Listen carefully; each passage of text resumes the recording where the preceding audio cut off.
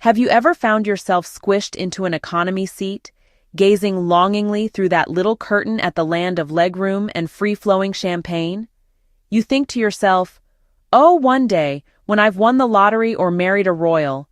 Well, what if I told you there's a secret little game you can play to upgrade to first class without selling a kidney?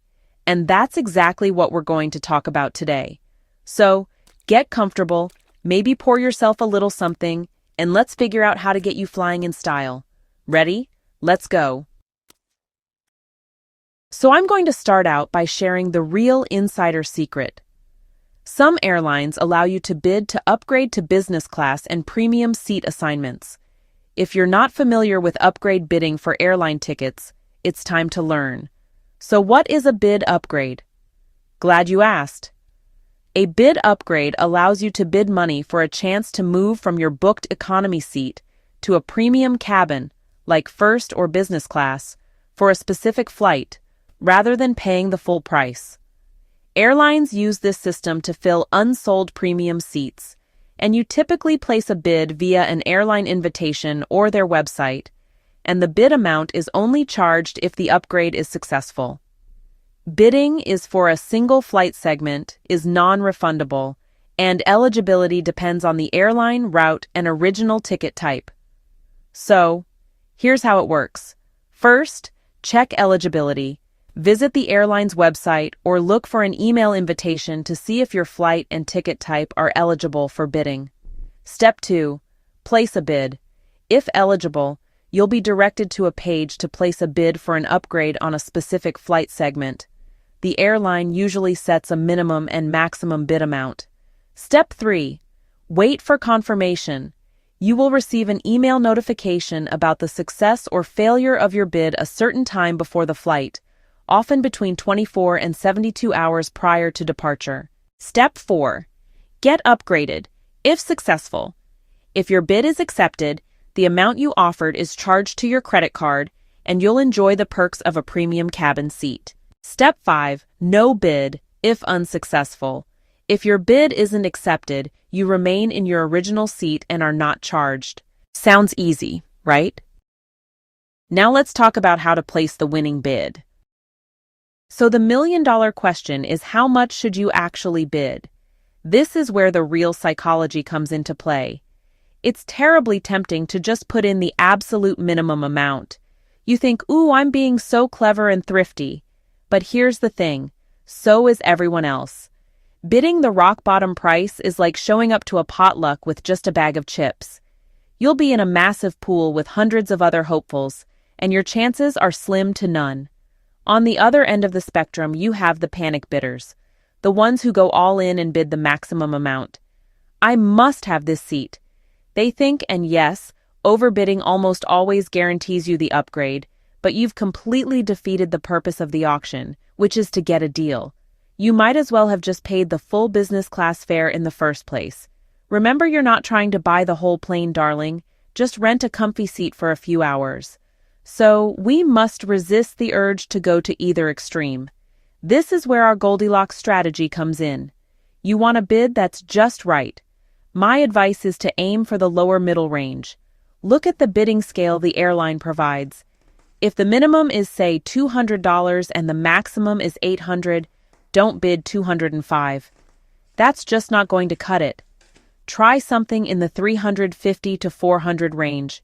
It's a significant enough amount to lift you above the massive pile of minimum bidders, but it's still a fantastic bargain compared to the full fare. You're showing you're serious but not desperate. It's a confident, well-placed bid that says, I know what this is worth, and I'm a savvy traveler. All right, let's get a bit sneaky.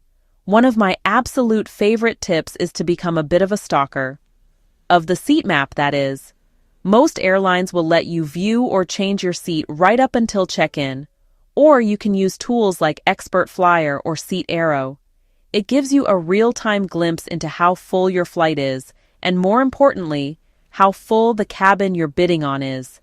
This is crucial intelligence for your bidding war. A week or so before your flight, start checking the seat map daily. Go into your booking, but instead of looking at your own cabin, have a little peek at the business or premium economy cabin. How many seats are still grayed out or available? If you see a sea of empty seats, oh, it's a glorious sight. This means there's less competition. The airline has more seats they need to get rid of, so a lower to mid-range bid has a much better chance of being accepted. On the other hand, if you check the map and the business class cabin looks like it's already pretty full with only 1 or 2 seats left, you know the competition is going to be fierce. Everyone who placed a bid is fighting for those last few spots. In this scenario, a minimum bid has absolutely no chance. You might need to consider nudging your bid a little higher if you're truly set on getting that upgrade.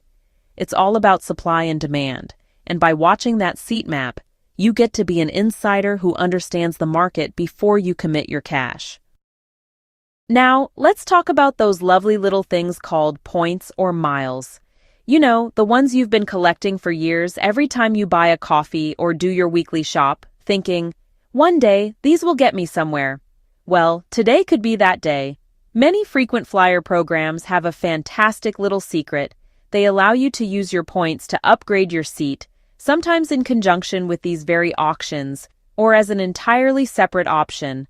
It's a wonderful way to get that posh seat without actually spending your hard-earned cash. Before you place a cash bid, it's absolutely worth investigating the points option. Go to your frequent flyer account and see what the price of an upgrade is for your specific flight.